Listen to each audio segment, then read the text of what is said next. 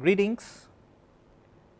We will begin unit 11, and this is really the last major unit of this course on select topics in classical mechanics. This course has grown out of the PH 101, which I have been teaching at IIT Madras, and also gave this course at IIT Hyderabad and now at Mandi. Now, this topic has usually not been included in the IIT 101 curriculum, but it's a nice thing to learn at this level. It has got extremely important applications, this topic of chaotic dynamical systems. It has very major applications in the field of science and also engineering. So, it is certainly very important to learn. So, let us begin our discussion on this, and let me begin by telling you that what we are going to deal with are very simple systems essentially, but simple systems having very complex behavior, and this is a very strange thing that you expect simple systems to have very simple behavior. If you look at a simple pendulum, for example, you think that okay, we know everything about it, but it turns out that certain consequences of some details like the initial conditions and so on lead to very complex behavior, complex dynamics, and the importance of this subject can perhaps be gauged by examining a remark made by this gentleman whose picture you see on the screen. I do not know if anybody recognizes him. He is Gerd Binnig. He got the Nobel Prize in 1986 for designing the scanning tunneling microscope, and let me begin by quoting him.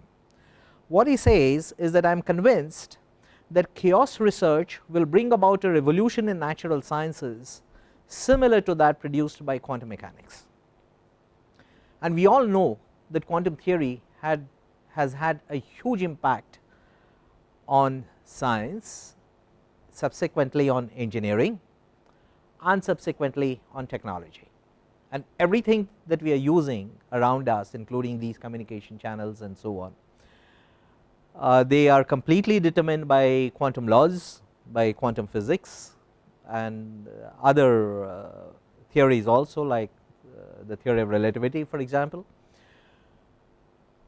And this has really absolutely revolutionized science and engineering and technology, everything. And what Gerd Binnig tells us is that the research in the field of chaos is quite likely to have a similar impact on developments in science and technology, and that is part of the reason, part of my motivation to introduce this subject early on as a part of this course, which is essentially an undergraduate course, which is something which is designed as a first course after high school, and at this stage it is a good idea to get some exposure to the discipline of chaotic dynamical systems. Our treatment will be relatively elementary. It is not our intention to get into too many details, but basically to introduce students early on to this field. Now, this is what physics is about, that we consider physical systems and then examine how they evolve with time. This is the central problem in mechanics. How do you characterize a system and how does it evolve with time? This is the fundamental problem in mechanics. It is the same in classical mechanics as well as in quantum theory. In classical mechanics, you describe the state of a system. The first problem is how do you characterize it categorically, clearly, and then ask how does it evolve with time. And we know the answer, we have been discussing this throughout this course, that a system in classical mechanics is described by a point in the phase space. You need two parameters to describe it, the position and the momentum, and how the position and momentum evolve with time is given by the rate at which the position changes, which is dq by dt, and the rate at which the momentum changes, which is dp by dt. And the notation that we have been using is we write the q dot as dq by dt, p dot as dp by dt. So once we set up the equation for q dot and p dot, we have complete knowledge about how the system evolves with time. Of course, we have to provide the initial conditions and so on. So these are the Hamilton's equations for q dot and p dot, as we know. Essentially the same information is contained in the Newton's equations and also in the Lagrange's equations, except that those are second order differential equations.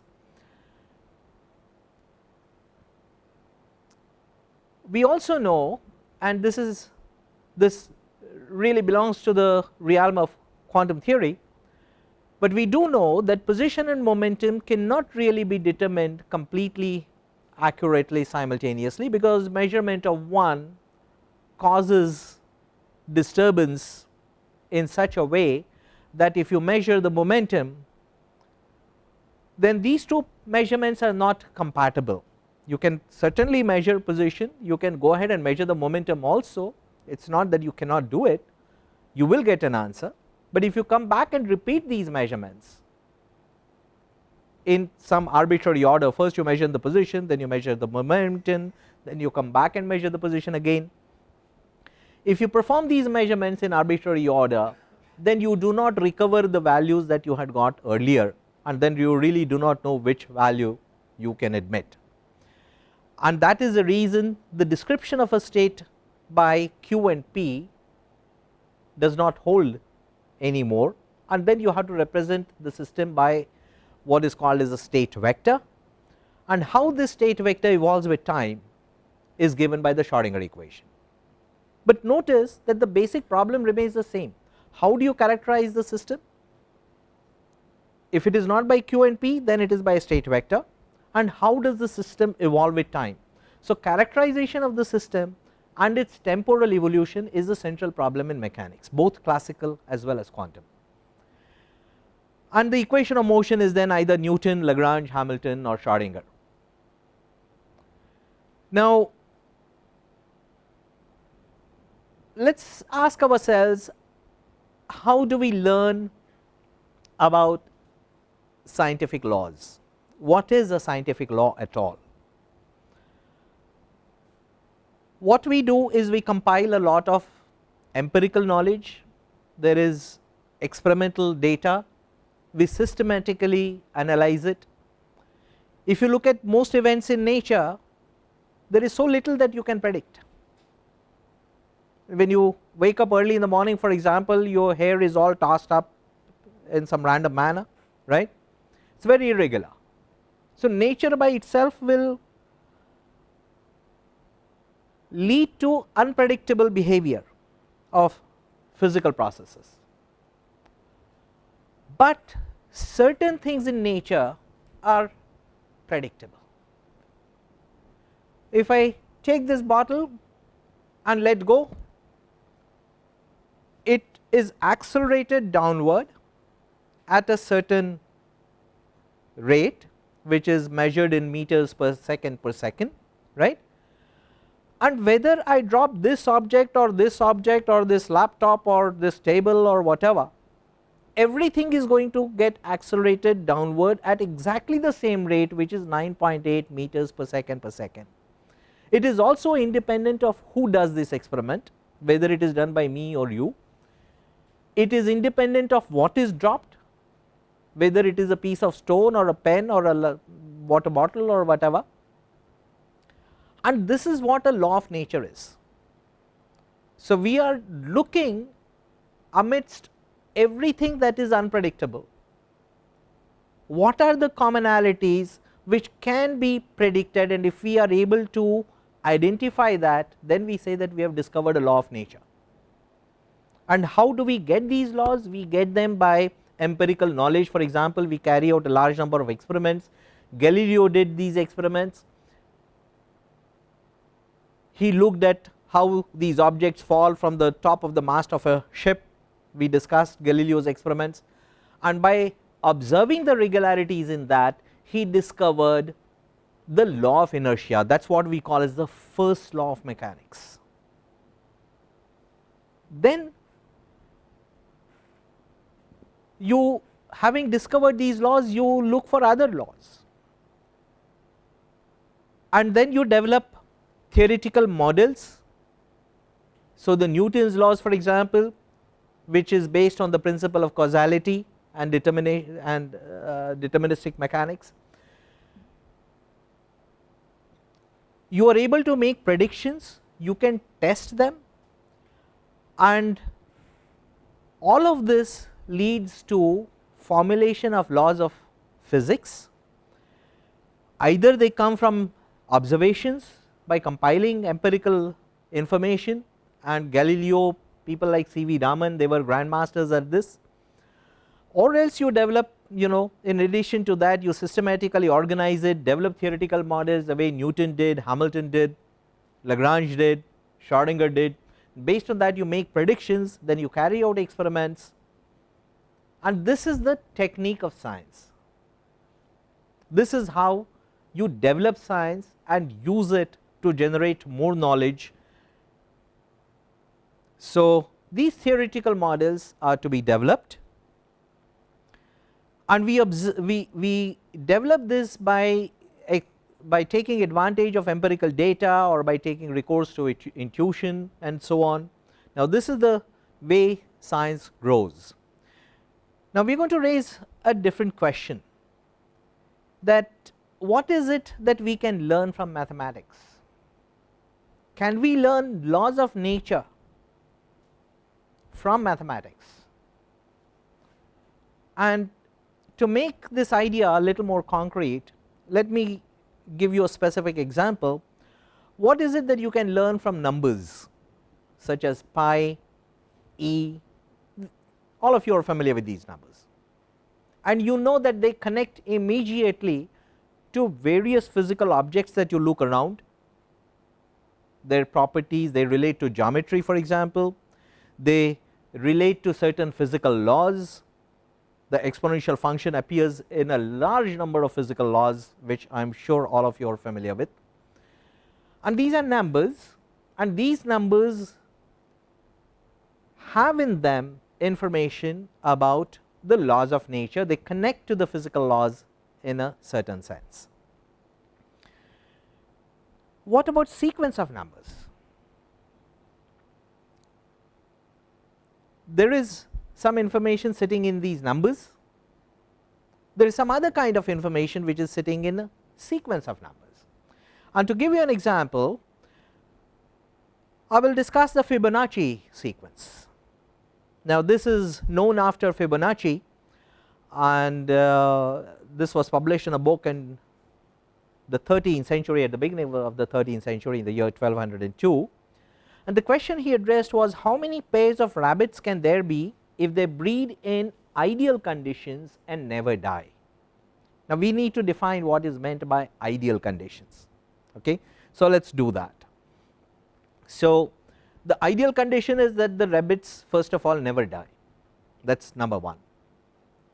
Second, the female always produces one new pair of rabbits every month.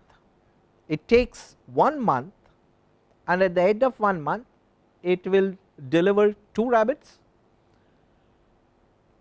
and these 2 will always be a male and a female. Now, this is not how normally things happen, because there could be 2 males or 2 females, but we are talking about a certain scenario for the formulation of this problem. And for the formulation of this problem, we consider that the female will produce 1 new pair every month, and the new pair will always be a male and a female. The original rabbits of course keep getting older, but no rabbit will ever die. Now, this is our operational definition of what we are going to call as an ideal situation. The question is, how many pairs will there be in 1 year? And I have taken some pictures from this website which I have referenced over here, but there is a lot of information available in a large number of books and internet and so on, and you can be careful about choosing your source. But this is a nice source where there I found some nice pictures, so I will show you those pictures. That our first consideration is that each pair will reproduce. It is not that there will ever be a pair which will not reproduce. That is also a part of our consideration of what is called as an ideal situation. Each newborn pair will take a month to be mature enough to mate, and after that it will take a month for the female to deliver a pair, one of which will be a male and the other a female. Now, that is the scenario we have. Okay? The question is, how many rabbits will there be in this scenario after 1 year? So, let us begin with this. At the beginning of the month, there is a newborn pair, a male and a female, and they are here. At the end of the first month, they are mature enough to mate. At the end of another month after that, they continue to live here and they deliver a pair, a male and a female. Okay, that is the picture. So, you begin with one pair of rabbits. After the first month, you still have one pair of rabbits, right? And at the end of the second month, you have two pairs. Okay? Now, this is the process. Now, what about another month from now? What is going to happen after another month? After another month, this pair would be mature enough to mate, but would not have produced any pair, and this pair would have produced another pair, right. So, the total number of rabbits is now 1, 2 and 3 pairs at the end of the third month. What about the fourth month? Then this would continue to live, it will deliver a pair, this would continue to live, and this would be continue to live and be mature enough to mate, but this pair which already is mature would produce another pair which is over here. So, the total number of pairs will be 1, 2, 3, 4 and 5. Okay. Now, there is something very peculiar about the sequence. What is peculiar about it, if you noticed, is the sequence. You have 1 here, then 1 here, then the sum of these two gives you 2. Then if you take the two preceding numbers, 1 plus 2, you get 3. If you take this number and add it to the preceding number, which is 3 plus 2, you get 5. Okay. And this is how the sequence develops, and this is known as the Fibonacci sequence. So, you have 1, 1 plus 1 will give you 2, 2 plus 1 gives 3, 3 plus 2 gives 5, 5 plus 3 gives 8, 8 plus 5 gives 13 and so on. So, you now have a sequence of numbers. The question we raised is there something about the laws of nature that we can get from a sequence of numbers? We have already seen that there is some physical information sitting in some numbers, some individual numbers like pi and e, and now we are examining if there is some information sitting in the sequence of numbers. So, this is the sequence which is called as the Fibonacci sequence, and it goes on and on, right. So, if you take 55 and 89, then the sum of these two will give you the next number, which is 144. So, the whole sequence is generated through this. There is another peculiar feature of this. Now, if you take the ratio of two successive Fibonacci numbers, so you take the first pair, 2 divided by 1, you get 2. You take the next pair, which is 3 divided by 2, you get 1.5. You get the next pair, which is 5 divided by 3, you get 1.6. You take the next, which is 8 by 5, and you get 1.6. Now, see, notice what is happening. The numbers are slowly converging. okay, the ratios that you get from this are slowly converging, and if you keep going, right, to the next pairs of successive ratios of successive numbers, 13 by 8, 21 by 13 and so on, notice that they are slowly converging, they are not blowing up, they remain in the vicinity of 1.617 and so on. And if you go high enough, as n tends to high enough, then it converges to a ratio which is a constant, which is called as the golden ratio, and this ratio is 1.61803398887, and I will leave it as an exercise for you to get this to as many places of decimal as you might enjoy getting it, okay. And then it just settles down over there, and this is called as the golden ratio. Now this is a very famous number. You can construct a rectangle with one side equal to phi, this ratio, the symbol used for this is phi, the other side is 1. So if you take the ratio of the sides, it is equal to the golden ratio, and the rectangle which has got sides, the length and the breadth in this ratio, in this proportion, is called as the golden rectangle. And this has got some very peculiar properties. This is the golden ratio. What we will do is we will construct squares in which we begin with this small square over here. This is 1, okay, it is a square of side 1. We place on this edge another square of the same side, then on the sum of these we place this square which has got the side whose length is equal to the sum of these two. Now on this side we place this square whose side is equal to the sum of this and this. So essentially what we are doing is following the squares according to the Fibonacci sequence. Do you see that? Now over here you have a square of side 3, you have a square of side 2 over here. So 3 plus 2 is 5, so a square of side 5 will sit on this edge, and a square of side 5 plus 3 will sit on this edge. So this is how you can cascade this process, and you can go on and on and on and on. So now you have understood how I have built this assembly of squares. Now let us label some corners. So we begin with the first corner, I label it as A, then I go to the diagonal, label it as B, then I go to the next diagonal, label it as C, then I label the next diagonal as D, then the next diagonal point as E, then F, and then G. You see how these corners are labeled, okay.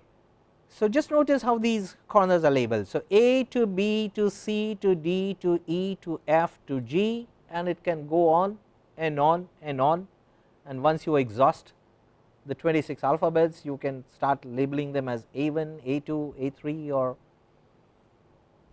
anything, right. So it will go on and on. Now what I suggest you do is you connect these letters in that sequence. So join A to B, construct a curve, a mental curve in your mind from A to B to C to D to E to F to G, and you will notice that what you are drawing in your mind is a spiral, right. This is called as a Fibonacci spiral. Now what is very strange, and this comes as a big surprise, is that there are many things in nature which have got these spirals which have exactly an identical shape as the Fibonacci spiral. Now let me show you some examples. There are a good number of such shapes, and if you just Google Fibonacci spiral you will get a large number of excellent pictures, and I suggest that you do that, and I will show you some of those pictures.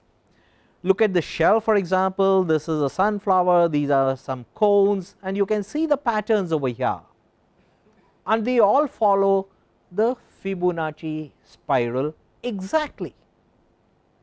Now, so why this should happen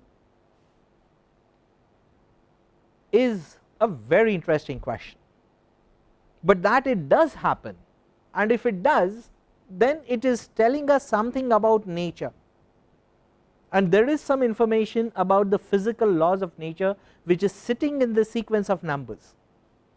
And therefore, to understand science, to develop science, it is important not only to carry out experiments, compile empirical data and deduce laws of physics, laws of nature out of it, but we can also learn something about nature, about natural laws, by studying numbers and also by sequence of numbers.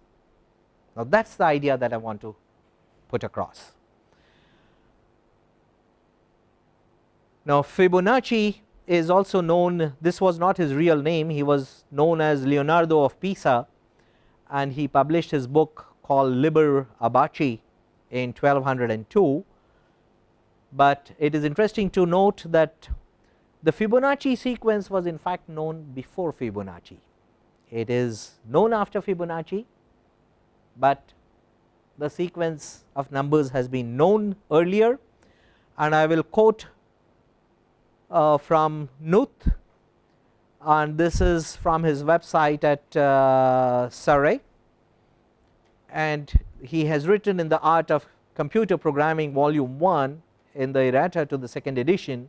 He writes that before Fibonacci wrote his work, the sequence Fn, which is the Fibonacci sequence, had already been discussed by Indian scholars who had long been interested in rhythmic patterns that are formed from 1 beat and 2 beat notes. So, you have got the 1 beat, and then you have got the 2 beat, and then you take the combination 1 plus 2, you get the 3 beats, and then you get the combination 2 plus 3, and you get the 5 beats, and you generate the Fibonacci sequence, or what we call as a Fibonacci sequence, but this was known to Indian scholars before Fibonacci, and this has been discussed in certain rhythms in the work of Gopal before 1135 and by Hemachandra, and there are a number of other references. So, I have not researched this in any great detail, but those of you who are interested might find it quite interesting to follow this lead, and this certainly was known before Leonardo of Pisa found this out.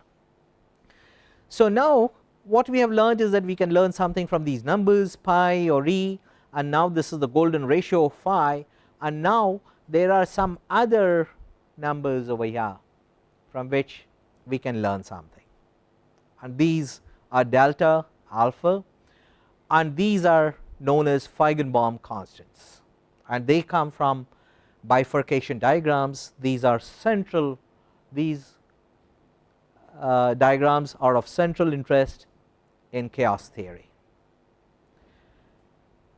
Now, this is what the problem is about, that if you have got a certain system and you describe its initial state, and the system evolves over a passage of time, and this is our central problem in mechanics. It evolves to a certain state, and why does it get there? Because there is some abstract attractor to that. So, I have introduced a term called as an attractor. I will define it more precisely as the discussion progresses, but let me start building a heuristic idea of what an attractor is.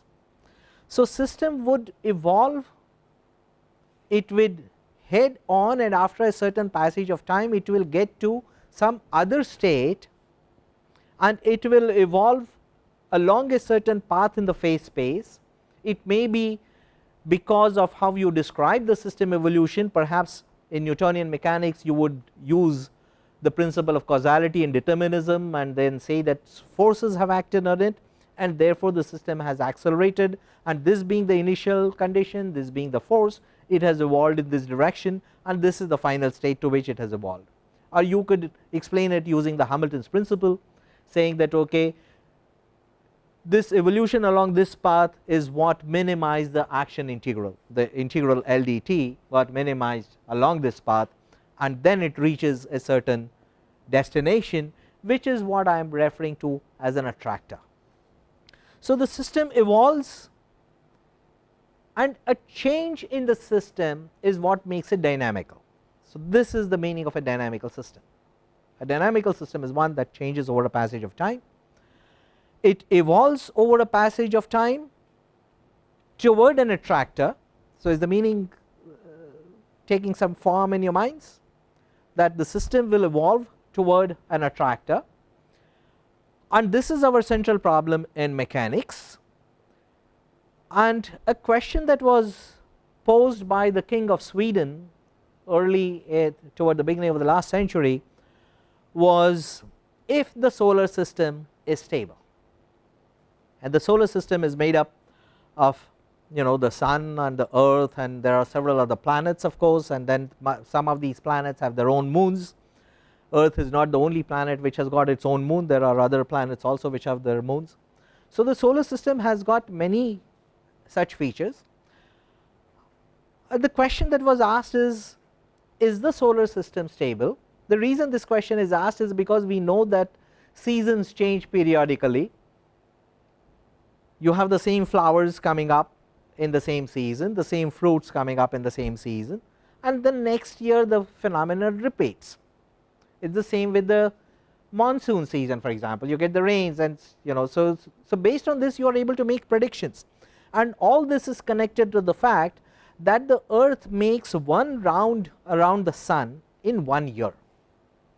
Now, if this is exact, if it goes on that elliptic orbit exactly, and if this is repetitive, if it is guaranteed, if you can ensure that yes, this is going to happen forever and ever and ever again, then you can predict that the seasons are going to remain more or less the same, and so on. Of course, there are other parameters, I am not going to get into global warming and so on, but there are, so far as at least the sunrise and the sunset is concerned, you can predict that it will be periodic with a certain predictable periodicity. Now, this question was posed, it was addressed by Henri Poincaré, and it turned out that he analyzed this and he said that it is not so, and this was in fact the beginning of the research on chaos. So, this was the earliest problem, that if you have a system which evolves over a passage of time, and this is the same picture that I am showing over here, that this is the initial state of the system, and the system evolves along a certain path, and this is, I am using this idea in a certain abstract sense. So, you do not have to really think about it as a diagram in the phase space or a diagram in the configuration space. It is a certain mental picture of the temporal evolution, a time sequence over which a system evolves with passage of time. Now, consider a situation that there are two initial conditions, one denoted by this one circle over here and the other denoted by this other circle over here, and both are very close to each other. So, these are the initial conditions, and these initial conditions are extremely close to each other, and if the initial condition was this upper one, then the system would evolve along this red path. If the initial condition was this lower one, the system would evolve along the green path. But notice that the two paths are practically on top of each other, they are close to each other, and if the initial conditions are close enough, if they are infinitesimally close, the paths are infinitesimally close, and they remain close after 5 seconds, after 10 seconds, or after 10 minutes, or after 10 hours, or 10 billion years. So, the system continues to evolve along a path which is not very far from where it would be if it were to evolve along a slightly different path if the initial condition was slightly different. Now, this is our common expectation.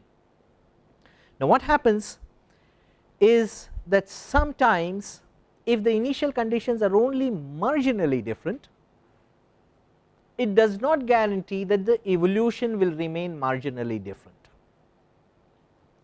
And let me illustrate this idea by this picture, that here you have initial conditions which are very close to each other, the same closeness as we had in this figure, but the evolution sort of diverges,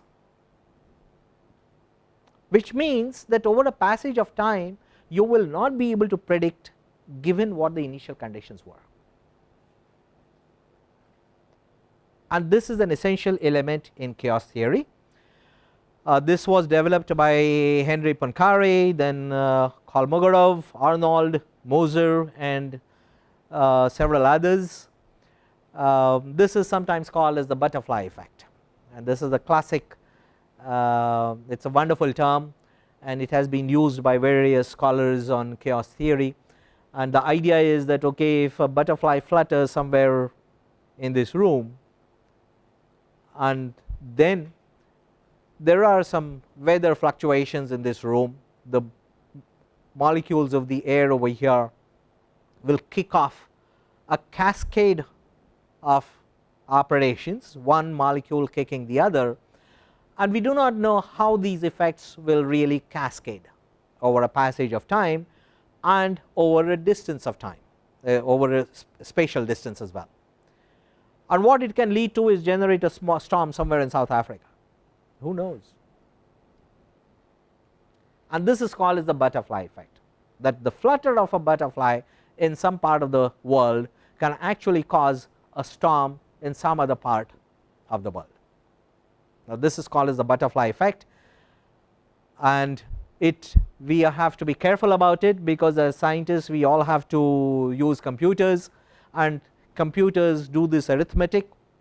Whatever be the science you are doing, you may be integrating some function, and then it boils down to some number crunching. There is some arithmetic, some additions, subtractions, but then at some level of accuracy you start rounding off.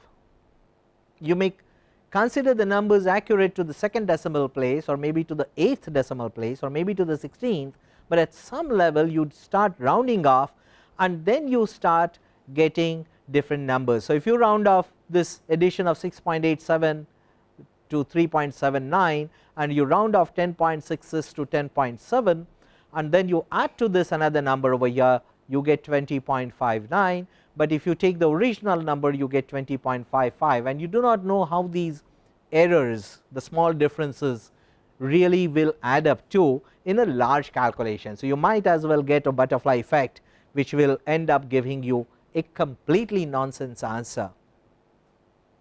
So one has to be very careful about this in number crunching, and this is very nicely illustrated in a small lyric which you will find in the book by James Gleick, and he talks about a horseshoe. You know what a horseshoe is. So what is going to happen if the horseshoe is not there? Means, and this is a very nice beautiful poem, that for want of a nail, the horses have this shoe nail, for want of a nail the shoe was lost, for want of a shoe the horse was lost, for want of the horse the rider was lost, for want of a rider the battle was lost, and for want of a battle the kingdom was lost. So everything just because you did not have the nail. So it is again a butterfly effect. You begin with something very small, and all you did not have was the nail at the right time, and what you end up losing is the kingdom itself. And this is there in James Gleick's book on chaos. Is a wonderful book to read, and it has another edition, so you will find this in Gleick's book. We were talking about the predictability of the solar system. Now we do know that the earth goes around the sun in this elliptic orbit. This is the velocity of the earth, this is the radial position vector, this is a unit vector in that direction. Now we have discussed this in our unit 4, I think, where we studied the Kepler problem, and we defined a vector. We know that you have the angular momentum vector which is coming out of the plane of this, and then from this angular momentum vector we construct the v cross h. V cross h is the angular momentum vector, the specific angular momentum vector which I have used, which is the angular momentum per unit mass.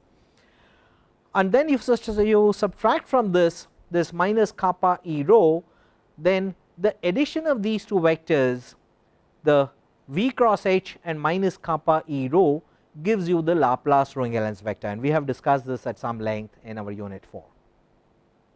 Now what we learn from this is that the Earth's orbit is stable, and if we go by this consideration, the answer to the question posed by the King of Sweden is that the solar system is stable, okay, if this vector is conserved. But then we also learned that this vector is conserved for a strictly 1 over r potential if the whole solar system was made up of only the sun and the earth and nothing else. But then you have a 3 body system if you deal with the sun, the earth and the moon. And it turns out that the Earth's elliptic orbit actually precedes, because the Laplace Runge-Lenz vector is not conserved, it is strictly conserved only for the purely Kepler problem of the 1 over r potential. But the presence of a third body is responsible for the Laplace Runge-Lenz vector to be not conserved, as a result of which the Earth's orbit actually precedes, and its current rate is about 0.3 degrees per century, and it is due to perturbations by other sources of gravity in the solar system, and Jupiter plays the most dominant role. We know it is a huge planet, it just stopped off being a sun as a matter of fact. So Jupiter is responsible for this, and the Earth's orbit actually precedes, and then you are led again to chaos, because then it becomes impossible to predict where the Earth will be. And in fact these calculations have been carried out, these are massive number crunching calculations. This Lasker published this work by numerical integration of the solar system over 200 million years, okay. Now you and I are probably not bothered about it, but then as scientists and mathematicians we are concerned about these things. And what he found is that the Earth's orbit is actually chaotic. As a matter of fact, if there is a small error of only 15 meters in measuring the position of the Earth today, it would make it impossible to predict where the Earth would be after 100 million years. Again, this is the butterfly effect, the initial condition being slightly different just by 15 meters, which is not much of a distance over the huge path that the Earth takes around the sun, okay. And you can get the details in this in literature, Solar System Dynamics by Murray and Dermott. Not only the Earth's orbit, the orbits of the other planets also would be chaotic, and this is what the study of dynamical systems is about. It is the study of temporal evolution of systems, and this is going to happen with any dynamical system. It can be just the molecules of the air around you, it could be the position of the Earth, or anything which changes with time. So naturally this has consequences in predicting weather, chemical reactions, population changes, motion of a simple pendulum, stock market, that will interest many of you, and in various branches of physics, chemistry, engineering, biology, finance, whatever, okay.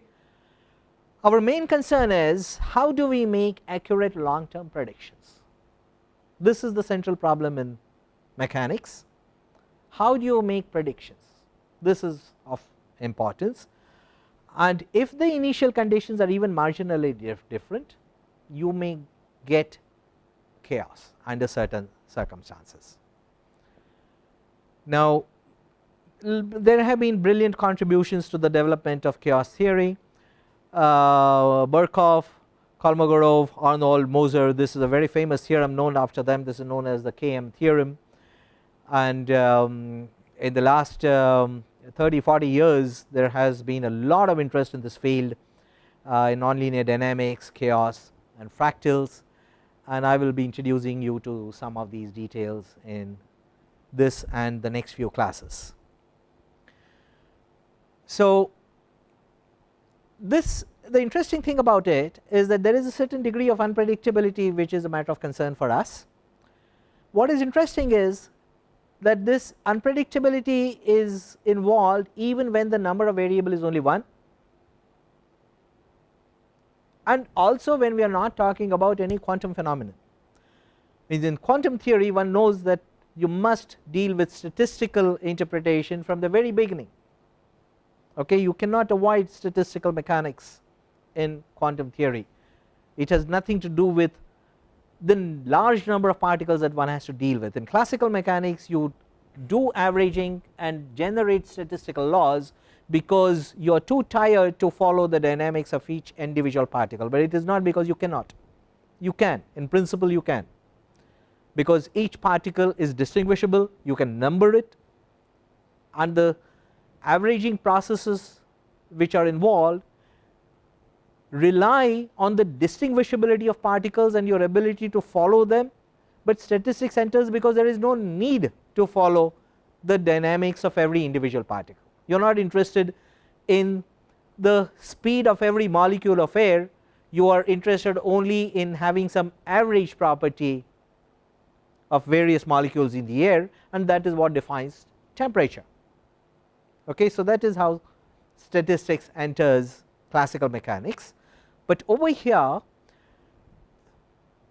you have, even if the number of variable is only 1, even if the phenomenon that you are talking about has nothing to do with quantum theory, you are still confronted with a certain unpredictability which is coming from the sensitivity of the evolution of the dynamical system to initial conditions. If the initial condition is slightly different, of course there are certain control parameters, so that is something that we will continue to discuss.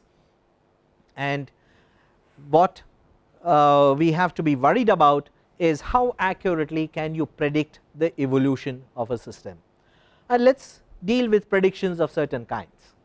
Now let us say that you begin with the number 0, you add 2 to it, and then you predict what will be the result.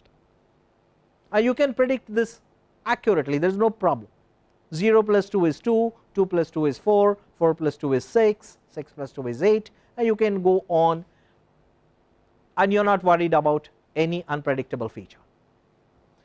Likewise, if you put 1000 rupees in a bank with 10% annual interest, and then you ask how much money will you get, and then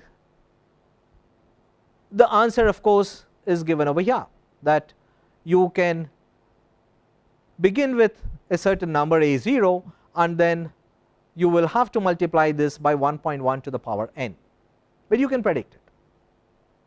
Okay, so that is so far so good. Now can you always do that? And this question in the context of biological species was addressed by Thomas Malthus.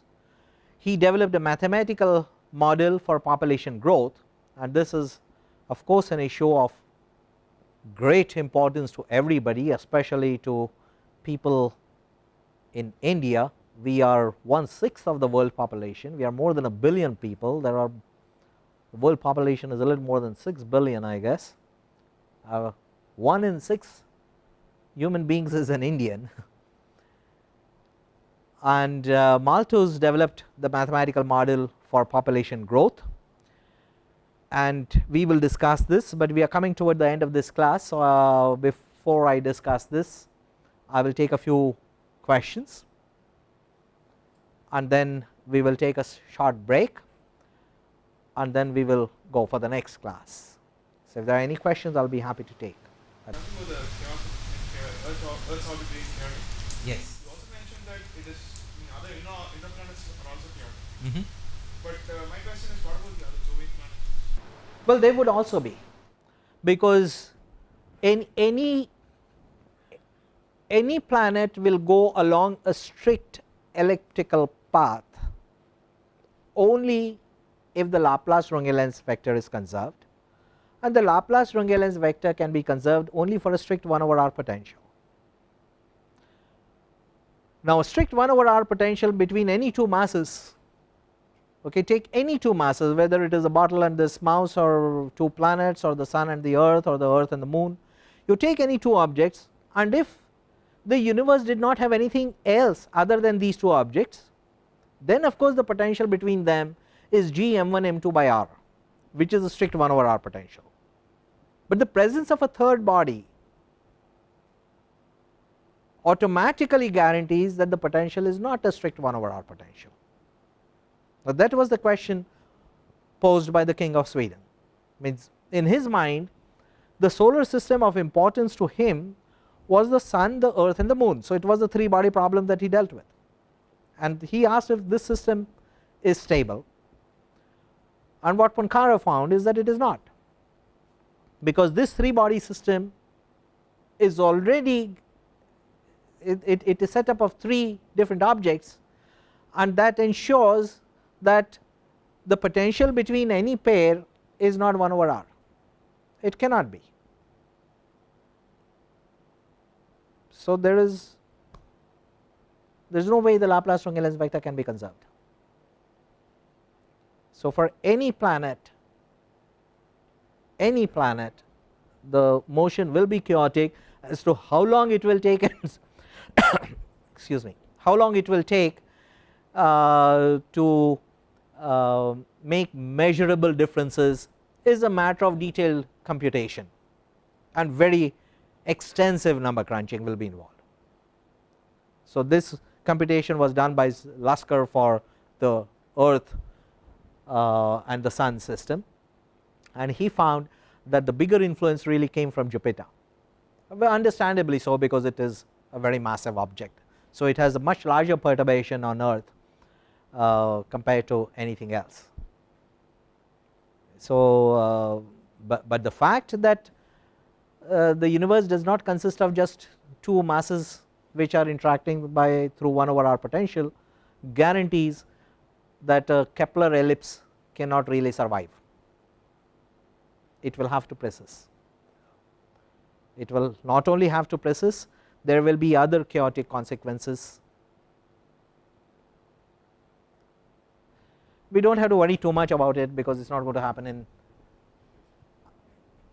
our lifetime. Yes. Not happened for all those million years Earth has been. Yes. So far, but for all the million years Earth Sun Moon relationship happened, we did not find any measurable deviation. Right, means it depends on how accurately people have been measuring things. Means people did not carry out any measurement a million years ago. Okay, measurements began quite recently. Measurements began very recently. I believe the earliest means of course people have been studying the motion of planets and so on for maybe a few thousand years, right? What I'm saying is, if there's any deviation, can't we see it from the orbital? I don't think that a few thousand years is enough to see anything. Means we are talking about like a million years, and what is a few thousand years in that? So because the earliest observations means if you really go by some observations which may have been carried out at the time of Mahabharata, which was like 5,000 years ago, and at that time also people did predict where the Jupiter will be on a certain date and so on, and then more recent astronomy developed perhaps with Galileo, which is just a few hundred years ago, when telescopes were developed, and then you started making more detailed observations, and Tycho Brahe systematically recorded the data and so on, but that is just a few hundred years ago. So even if you go as far as 1,000 years ago, means you certainly there are no data available which are older than a few thousand years ago. Perhaps the longest that I can think of is about 5 or 6 or 7,000 years ago, and certainly not older than that. So this is too short a time. So science is very young, science is extremely young, it is a baby in a certain sense. we follow an elliptical path around the sun. Yes, yes, but we can equally safely say that it cannot be forever, and this is something we can say because now we are conscious of the fact that the universe does not consist of just two bodies interacting through 1 over r potential, and we know exactly what is the reason for the departure. So, we know that there will be chaos.